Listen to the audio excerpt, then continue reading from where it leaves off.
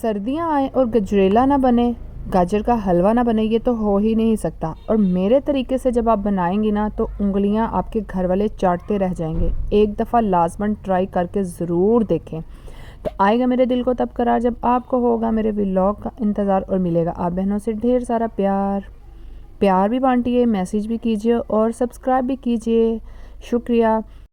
دوپہر کو میں نے بنائے تھے سفید چاول، تو تھوڑے سے بچ گئے تھے تو میں نے کہا کیوں نہ اس موقع سے فائدہ اٹھا لیا جائے۔ اور جب آپ لیفٹ اوور رائس کا گجریلا بناتے ہیں نا تو بہت زیادہ ملائی کی طرح وہ گجریلا بنتا ہے، آزما کر دیکھ لیجیے گا۔ یہاں میں نے گجریلا بنانے کی ایک اور ٹیکنیک آپ کو بتائی ہے جو انگلیاں چاٹنے کی ٹیکنیک ہے۔ وہ پتہ ہے کیا ہے؟ اس کے گجریلے میں نا آپ نے گریٹڈ کیا ہوا ناریل ڈالنا ہے، کھوپرا، یعنی کہ بریک بریک کدوکش کیا ہوا پیکٹس میں ملتا ہے نا ناریل، وہ آپ نے اس کا برادہ ضرور ڈالا ہے۔ یقین جانو اس سے اتنا مزے کا سواد آتا ہے کہ گھر والے کہتے ہیں کتھے وے ساڑی بیگم، کتھے وے ساڑی بہو، کتھے وے ساڑی بیوی، وہ دے ہاتھ اسی چٹ لئیے۔ ایک واری تسی بنا کے ٹرائی کرو تو تانوں سواد ہی آ جائے گا۔ یہاں 2 کلو دودھ تھا، اس میں نے تقریباً صرف آدھا کلو گاجریں ڈالی ہیں اور 1 کپ سفید چاول۔ آپ جیسا کہ دیکھ رہے ہیں اس کا بہت زیادہ میں نے گاجروں کا استعمال اس میں نہیں کیا۔ اسی طرح پھر نا کھوئے والا ملائی جیسا گاجریلا بنتا ہے۔ اچھا، یہاں میں ایک اور ٹپس آپ کو دینے لگی ہوں، عورتوں کے لیے، مردوں کے لیے، جس کے لیے بھی جو بھی چاہے اس کو آزما سکتا ہے کہ ہم جو ہے نا ذہنی طور پر مضبوط کیسے بن سکتے ہیں۔ کیونکہ جب ہم ذہنی طور پر مضبوط نہیں بنتے نا تو بہت سی باہر کی جو تکلیفیں ہوتی ہیں نا، گھریلو مشکلات ہوتی ہیں، اللہ کی طرف سے آئی ہوئی آزمائشیں ہوتی ہیں، وہ ہمیں توڑ کر رکھ دیتی ہیں۔ جب ہم خود سے ارادہ کر لیتے ہیں نا مضبوط بننے کا تو تبھی ہم مضبوط بن پاتے ہیں۔ تو یہاں پہلا طریقہ یہ ہے کہ آپ نے اپنی طاقت ماضی کے ماتم اور مستقبل کے خوف میں صرف کرنے کے بجائے حال پر لگانی ہے۔ مینز کہ آپ نے ہر وقت ماضی کی یادوں میں نہیں کھوئے رہنا، ماضی کے دکھ درد کو نہیں چھوڑ دینا ہے بالکل۔ جو ہو گیا سو ہو گیا، اللہ کی طرف سے ہی آتی ہے نا آزمائش، اللہ کی طرف سے ہی دکھ تکلیف آتی ہے اور اللہ ہی اپنے بندوں پر بھیجتا ہے جسے وہ چاہتا ہے۔ تو پھر آپ کو خوف کیسا؟ کچھ لوگ مستقبل کو لے کر اتنے زیادہ خوف میں مبتلا رہتے ہیں کہ وہ جو حال جی رہے ہوتے ہیں نا وہ بھی خوشی سے جی نہیں پاتے۔ بعض لوگوں کو کمانے کا خوف ہوتا ہے مستقبل کے، بعض لوگوں کو بزنس کا ہوتا ہے، طرح طرح کے خوفs ہوتے ہیں نا ہر لوگوں کو اپنے پاس، انہوں نے اپنے ذہن میں اپنے دل میں لگائے ہوتے ہیں۔ تو جب کچھ بھی ہمارے بس میں نہیں ہے تو پھر ہم کیوں اس پر خوف طاری کریں؟ اپنے دماغ پر، اپنی زندگی کو کیوں نہ ہم خوشحال بنائیں؟ اپنے حال کو خوش کرنے کے لیے کیوں نہ ہم خوشی سے جئیں؟ نمبر 2، خود پر بھی تنقید کرنے سے پرہیز کریں۔ کچھ لوگ ہوتے ہیں ہر وقت اپنے آپ کو ہی کوستے رہتے ہیں، اپنے آپ کو تنقید کا نشانہ بناتے رہتے ہیں، میں نے یہ ایسے کر دیا، میں نے یہ خراب کر دیا۔ بس یہ اللہ تعالیٰ کا لکھا سمجھ کے قبول کر لیا کریں۔ نمبر 3، حالت اور حالات کی بجائے حل پر بھی توجہ دیا کریں۔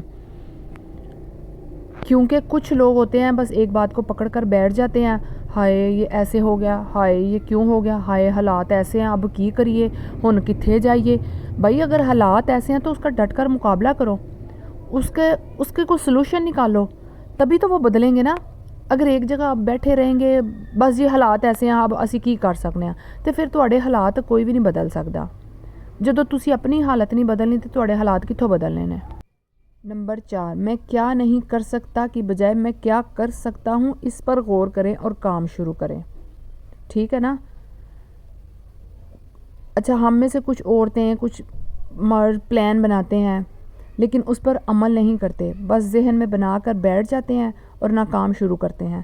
اگر کامیابی حاصل کرنی ہے، اگر خود کو کچھ ثابت کر کے کسی کو دکھانا ہے تو عمل شروع کریں۔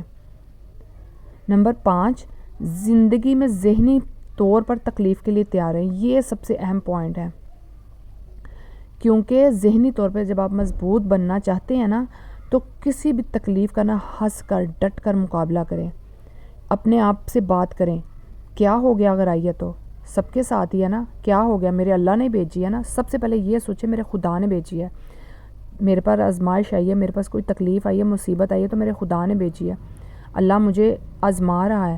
آپ اس آزمائش پر پورا اتریں۔ جب ہم کسی تکلیف کو ذہنی طور پر ایکسیپٹ نہیں کرتے نا تو ہم اپنے آپ کو اپنے دل کے ساتھ غم لگا لیتے ہیں۔ آپ نے غم نہیں لگانا، ہنس کر اس کا مقابلہ کرنا ہے، چہرے پر اسمائل رکھ کے۔ یہ نہیں روتے دھوتے ہر وقت تکلیف کے لیے نہیں روتے دھوتے رہنا، اس طرح آپ اور مینٹلی ڈسٹرب ہوں گے، بہت زیادہ ٹوٹ جائیں گے۔ اور آپ نے ٹوٹنا نہیں ہے، زندگی کو ہنس کر جینا ہے، مقابلہ کرنا ہے۔ نمبر 6، اپنی نعمتوں کی ایک لسٹ بنائیں اور اسے بار بار پڑھیں۔ کچھ لوگ ہوتے ہیں نعمتوں کا شکر ادا نہیں کرتے اور جو نہیں ملی ہوتی ان کو دیکھ کر روتے رہتے ہیں۔ ایسا نہیں کرنا، آپ نے دوسروں کی نعمتوں کو دیکھ کر حسد نہیں کرنا، اپنی نعمتوں کا شکر ادا کریں، اپنے دیکھے ہونے کا شکر ادا کریں۔ آپ کی اگر ایک انگلی بھی ہلتی ہے نا تو وہ بھی خدا کی طرف سے ہی ہے۔ بہت سے لوگ ایسے ہیں جن کی آنکھیں نہیں، پاؤں نہیں، ہاتھ نہیں، ان کو دیکھ کر ہی شکر ادا کر لیں کہ اللہ نے آپ کو مکمل بنایا، کم از کم چل پھر رہے ہیں، کسی پر بوجھ نہیں، اپنے کام خود کر سکتے ہیں۔ پھر بعد میں آتا ہے اپنی اولاد کو دیکھ کر شکر ادا کریں، جیسی بھی ہے، کالی کلوٹی جیسی بھی اللہ نے دی ہے۔ کئی لوگ ہوتے ہیں نا اپنے اولاد کو دیکھ کر بھی روتے ہیں، ہائی اس کا رنگ کیسا ہے، ایسے نہ کیا کریں، یہ بھی طریقہ بہت غلط ہے۔ اللہ نے بنائی ہیں شکلیں، اللہ نے ہی رنگ دیے ہیں۔ بہت سے لوگ ایسے ہیں جن کے پاس اولاد ہی نہیں، آپ کے پاس تو پھر بھی ہے نا اولاد، لہٰذا ان نعمتوں کا شکر ادا کیا کریں۔ اللہ کا شکر جب ادا کریں گی تو اللہ اور زیادہ دے گا۔ تو کمنٹ کر کے مجھے ضرور بتائیے جو میرے آپ کو 6 طریقے ہیں کس طرح کے لگے۔ اللہ حافظ۔